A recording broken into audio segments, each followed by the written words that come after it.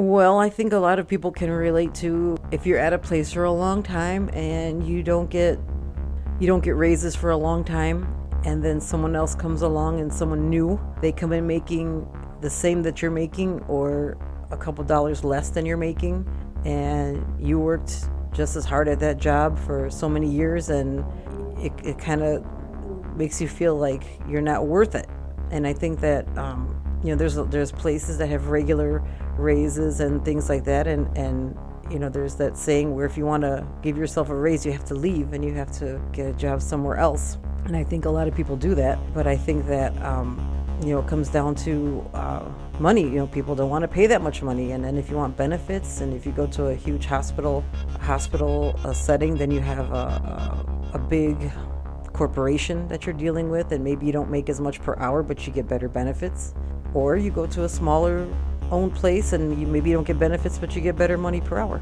No, I don't think so, because it's not the patient. I mean, you go into healthcare, and I think a majority of people go into healthcare because they want to take care of people. And it's true that a lot of people go into healthcare because of the money, especially now with the COVID happening.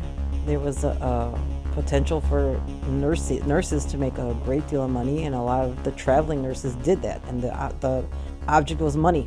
The point was money, but at the same time, you're still caring for a person. So you have to remember that you should go into it to care for a person, to be that person. But sometimes people, they want to make money first, and that's sad for a patient that has someone that cares more about money than the patient. But I think for the most part, I've come across many nurses who are compassionate towards the patient. I went to Palos Community Hospital, which is now Northwestern.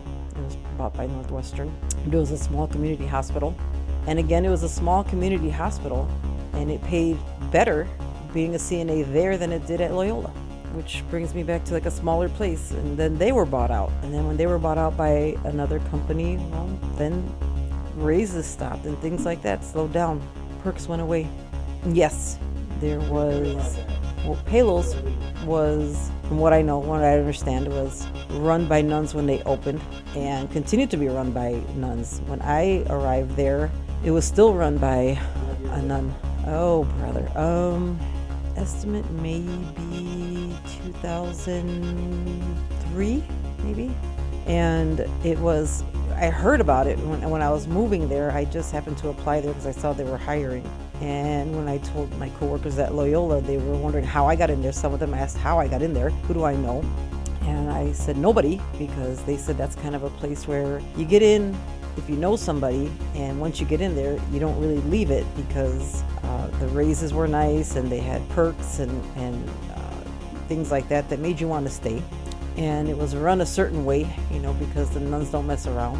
So it was kind of like a family type setting, and people who go there stay there. When I got there, a majority of the people I worked with were there for years and years. And I actually had families of patients ask me, how did I get in?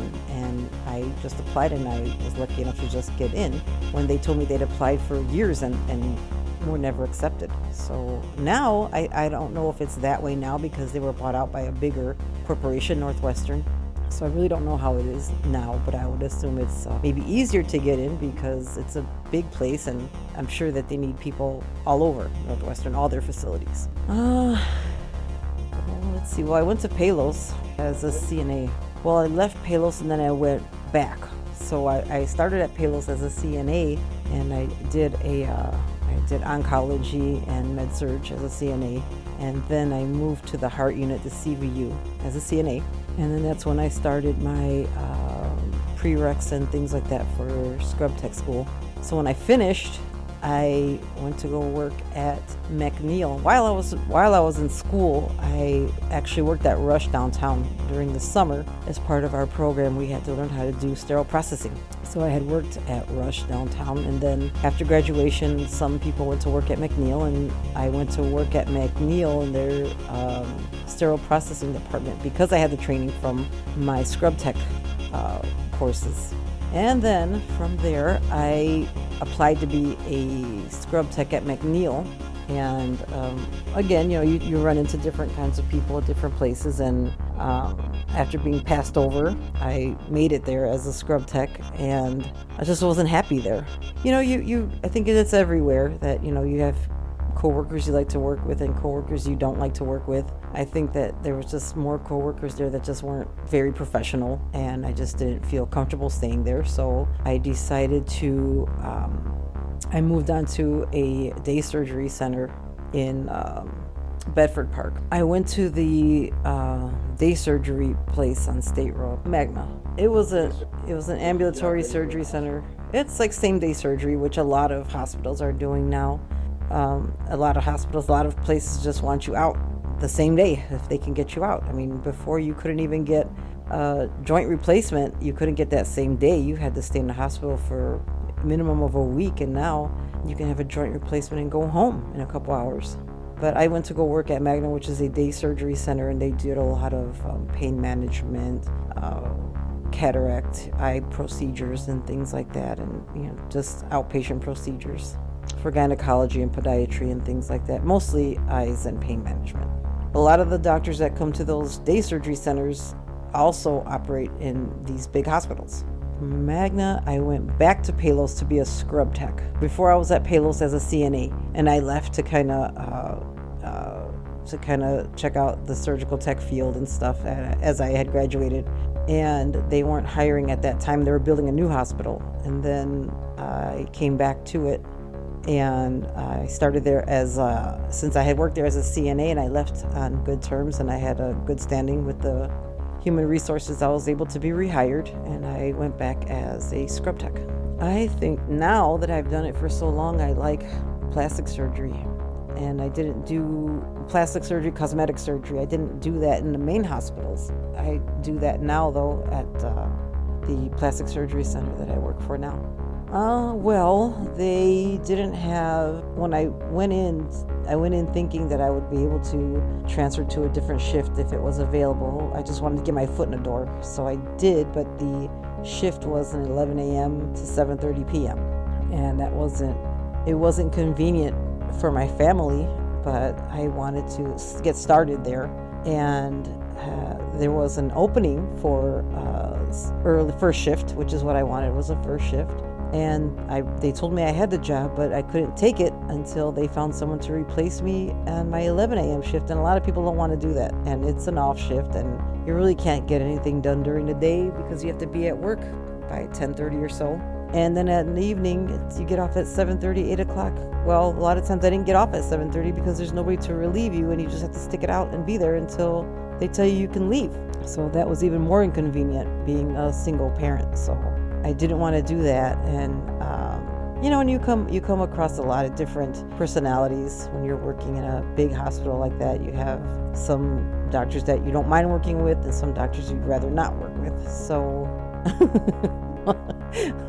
I went into a room, and the surgeon said, "Who are you?" And I said, "I'm the scrub tech." And he said, "Well, I don't know you. I don't want you in my room." So I walked out, and I went back to the lounge, and my supervisor walked by, and he said, "What are you doing here?" I said, "Well, he doesn't want me in his room because he don't know me." He said, "Well, you're all that there is. You're all that's left. You have to be in that room." You're going to have to tell him. So he walked me back to the room, and he explained that there is nobody else, which I felt like, well, I guess if you're all that there is, then I guess I have to deal with you, which didn't make me feel good. It didn't give me a good feeling. And then there was that awkwardness that you just told me you don't want me in the room, and now I have to stay here because my supervisor told me to. You don't want me in the room, and I don't want to be in here any more than you want me in here, but we got to get through this together. And again, you're there for the patient, but the patient's asleep. It's not like you're talking to the patient, but you're there for the patient, and your first priority is the patient. Well, I think he could have been more welcoming. You do come across some doctors that like to teach, and they like to explain as they go along, and I enjoy that because you learn something, and it makes you more, you feel more included in what you're doing, and you feel like you're getting to know not just the service that you're in, but you're getting to know the surgeon and their work ethic as well. I didn't like the schedule wasn't working for me, being a single parent, and you have to work you have to be on call, you have to work holidays. And I remember that time that I was there, I when I was a CNA, you worked, say the winter holidays like Christmas and New Year's, you worked one or the other. Well, when I was scrubbing at Palos, they're telling me, well, you have to work both. And I said, well, that's not fair. I thought I would work one or the other. And they said, well, that's what they voted. And I still don't know who they are, but they said I had to work Christmas and New Year's, which took me away from my family for both holidays. And I wasn't happy with that because I wound up getting called in, of course. And all they could tell me was, well, that's the way it is. And, well, you don't like something, you got to change it. It's not that I didn't like some of the people I worked with. I enjoyed a lot of the people I worked with, but if you can't get that kind of a schedule or some kind of a compromise, which I just don't think that it was fair, then you leave. And since they didn't want to work with me, I had this first shift job, but they still wouldn't let me take it because there was no one to take my 11 a.m. space, my position there. So I went back to Magna. Magna, again, I left there on good terms, and they said I was always welcome to return. So I knew that would be Monday through Friday. So I decided to return there. And that's when I decided that I wanted to be someplace that I would work Monday through Friday, and I would have weekends and holidays off to be with my family. So I knew I could do that at Magna. And then again at Magna, so I went back to Magna. And that's where I stayed for a little while until I wound up at a cosmetic surgery center. Well, after being at Magna for a while, it's the same. It was the same thing. A lot of times we only did eyes, which is interesting, but you kind of want to do something else. So there was eyes and pain management was the two main things that they did there a lot. And after a while, you kind of get a little tired. You get a little tired of that. And like I said, there's different personalities that you work with. And sometimes you get tired of working with those personalities. So I thought that it was time for a change, and sometimes, you want to make sure that I like the people that I work with, but sometimes you want to make sure that they're on your side, and sometimes they're not. So I think that I wanted something else, and I was ready for a change and looking for a different service, a different area besides just eyes and pain management, which I didn't even really do pain management a lot. I did mostly eyes.